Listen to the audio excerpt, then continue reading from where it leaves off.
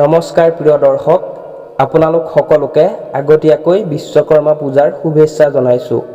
আজিৰ ভিডিঅ'টোত আপোনাক ক'বলৈ লৈছোঁ বিশ্বকৰ্মা পূজাত কি কৰিলে বাবা সন্তুষ্ট হয়। প্ৰিয় দৰ্শক, যদি আপুনি ভগৱান বিশ্বকৰ্মা বাবাৰ আশীৰ্বাদ বিচাৰে তেন্তে কমেণ্টত জয় বাবা বিশ্বকৰ্মা বুলি লিখি ভিডিঅ'টো সম্পূৰ্ণকৈ চাব। এই কথাখিনি আধাতে এৰি যোৱাৰ ভুল নকৰিব। এনে কৰিলে বাবা বিশ্বকৰ্মা অসন্তুষ্টও হ'ব পাৰে। হিন্দু ধৰ্ম অনুসৰি ভগৱান ব্ৰহ্মাই বিশ্ব ব্ৰহ্মাণ্ড সৃষ্টি কৰিছিল আৰু ইয়াক সুন্দৰকৈ গঢ় দিছিল ভগৱান বিশ্বকৰ্মা বাবাই। প্ৰথমতে আপোনাক ক'বলৈ লৈছোঁ ফেক্টৰী আৰু কল কাৰখানাৰ বয় বস্তু ভালদৰে পৰিষ্কাৰ কৰি তাক সন্মানেৰে পৰিপাটিকৈ সজাই ৰখা দৰকাৰী আৰু তাৰ পাছত পূজা অৰ্চনা কৰিব লাগে।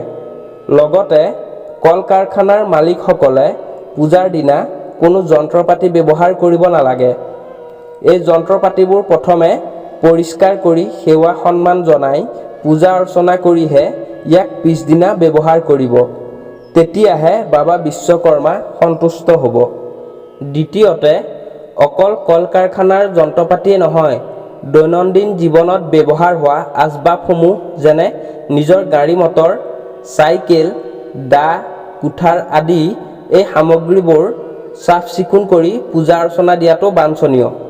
তৃতীয়তে, এই দিনটোত কেতিয়াও মাছ মাংস আৰু সুৰা সেৱন কৰিব নালাগে।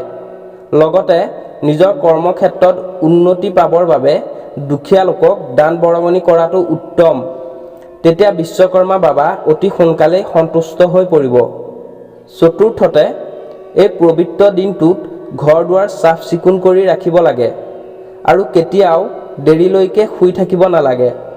যিমান পাৰে সোনকালে উঠিব চেষ্টা কৰিব লাগে, কাৰণ আপুনি যিমান সোনকালে উঠি গা ধুই বিশ্বকৰ্মা বাবাক স্মৰণ কৰিব সিমানেই আপোনাৰ মংগল হ'ব। পঞ্চমতে, এই পবিত্ৰ দিনটোত কাৰো লগত হাই কাজিয়া, খংৰাগ আদিৰ পৰা বিৰত থাকিব।